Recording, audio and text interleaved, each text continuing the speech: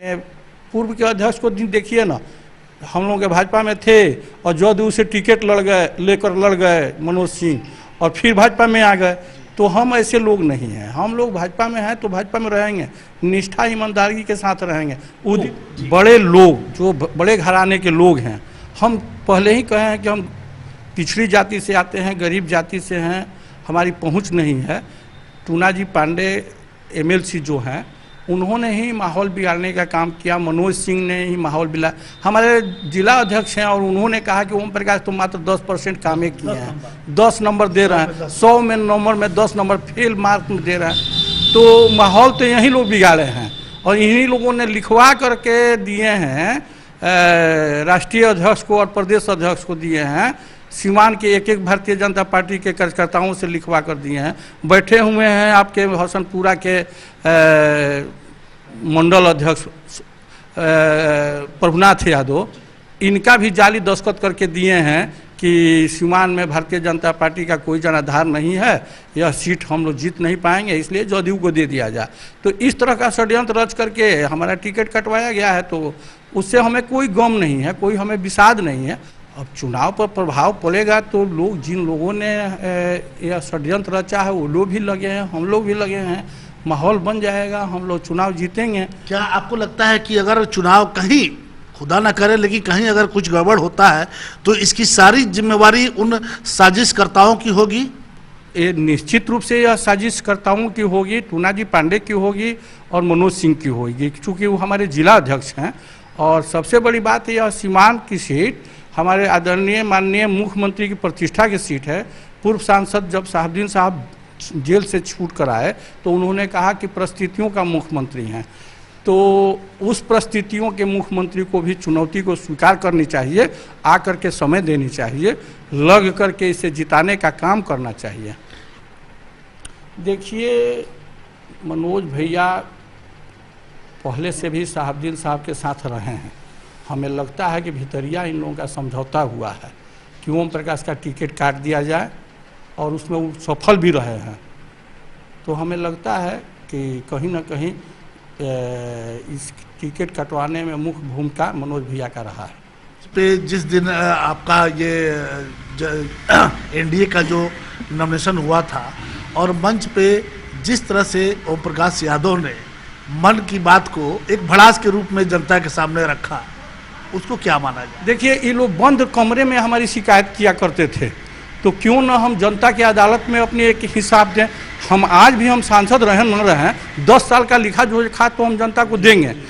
हमारा बुकलेट छप रहा है, हम चुनाव के बाद हम ला करके जनता को सौंपेंगे कि हमने किस किस आदमी का इलाज करवाए, प्रधानमंत्री और मुख्यमंत्री राहत कोष से किसको इलाज में हमने सहयोग किया, अपने एक एक पैसा का हिसाब किया। टूना जी पांडे कहते थे कि सीमान का पैसा आखिर क्यों चला गया गोपालगंज में। गोपालगंज में हमने 10 लाख रुपए जो दिया है, वहाँ के विधायक हैं सुभाष सिंह जी, हमारे अति मित्र हैं, काफ़ी करीबी मित्र हैं, रवि सिंह मुखिया जो नौतन प्रखंड के सेमरिया पंचायत के रहने वाले हैं, तो उनके मामा लगते हैं। निर्दलीय जब लड़ रहे थे तो रवि सिंह हमारे साथ थे, तो रवि सिंह के वजह से हम उनके चुनाव प्रचार में गए वहाँ, और हम चुनाव प्रचार में वहाँ के लड़कों से कहा कि आप लोगों को जिताने का दायित्व देकर जा रहे हैं, अगर विधायक जी को जिता दीजिएगा तो अभी ठीक है, नहीं जिताइएगा तो अभी ठीक है, आप लोग जो सड़क कह रहे हैं हम उस सड़क को काम करवाने का काम ले रहे हैं, हम जिम्मेवारी ले रहे हैं। हमने 10 लाख रुपया का पीसीसी वहाँ लिखा है, करवाया है, तो कौन सा गुनाह कर दिए हैं। और 4 लाख रुपया कामेश्वर सिंह जो बाई इलेक्शन लड़ रहे थे छपरा में, हमारे एक बड़े भाई हैं अशोक सिंह जसौली के, उनकी बेटी की शादी हुई है छपरा में, तो उनके बेटी के यहाँ हम लोग खाना खाने गए, तो वहाँ 4 लाख रुपये का हमने एक पीसीसी करवाया है।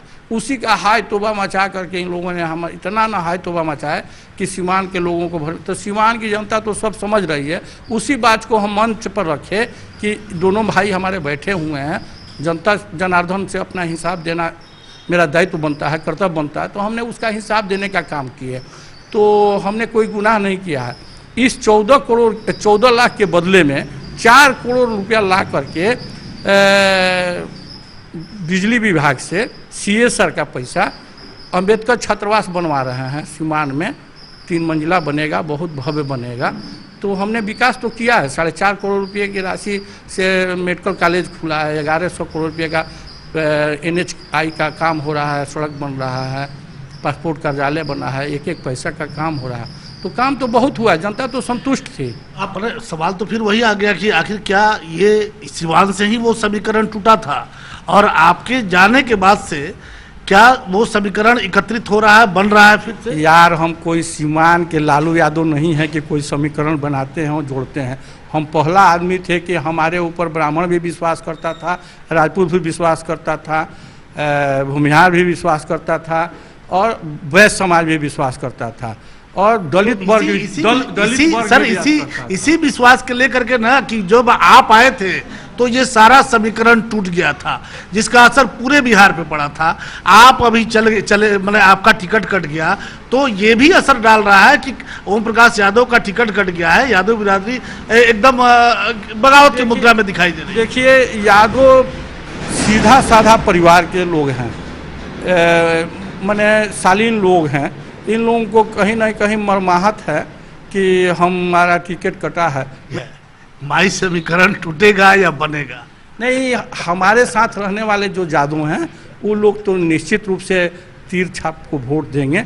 आज देखेंगे, राजेश यादव हैं टंडला के नगर परिषद के सम्मानित सदस्य हैं, संतोष यादव जी वो हमारे पास आपके साथ बैठे हुए हैं, हमारे मुखिया प्रभुनाथ यादव जी आप देखेंगे, कल है हम लोग बैठक किए हैं यहाँ तिलौता रसूलपुर में।